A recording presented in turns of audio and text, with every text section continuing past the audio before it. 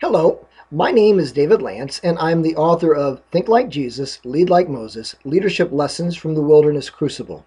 One of the things that I've learned in life is that egoism and vanity are fatal to the success of a leader. The one who fears that one of his followers will take his position is particularly sure to realize that fear sooner or later. So, one of the things that leaders have to begin to recognize is that it is important to share the limelight, to give credit to other people who come along, because if one does not do that and makes it all about the leader, then you don't have an organization or a group of people that is deep with knowledge, ability, and the desire to get things done. And sooner or later, that type of group of folks falls apart like a house of cards as soon as that leader who's made it all about themselves walks away.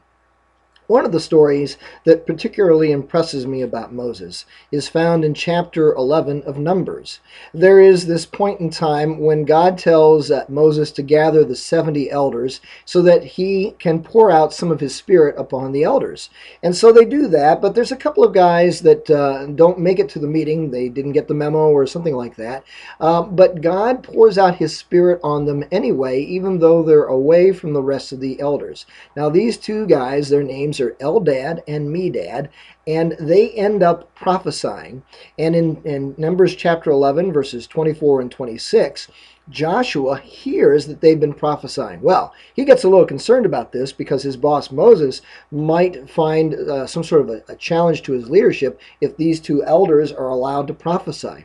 And so he runs to tell Moses that we've got these two guys, Eldad and Medad, who were seen prophesying, and Moses, you better tell them to shut up because otherwise bad things may happen. And I'm very struck by what Moses says to Joshua in Numbers 11, verse 29, where Moses says, "Are you jealous for my sake? Would that all the people were prophets, that the Lord would put his spirit upon them." Imagine that.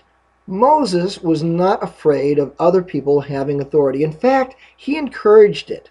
That's a wonderful trait in a leader.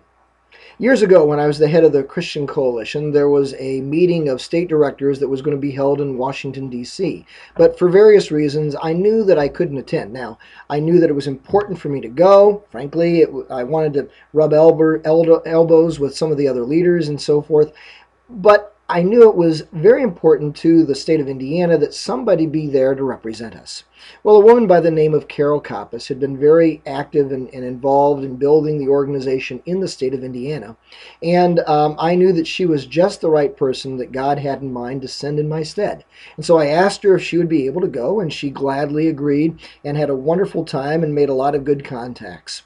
And one of the things that I learned from that was the importance of sharing the limelight, of taking this principle of Moses and encouraging others to be out there in front, doing various things, providing leadership, because it built the organization better. And in the end, reflected well on me as the state director as well, as I think it does on any leader who delegates and allows their followers to rise to the top. And so principle number 6 of being a godly leader is to affirm your followers' self-worth and remind them that God cherishes them. Well, thanks so much for listening today, and God bless.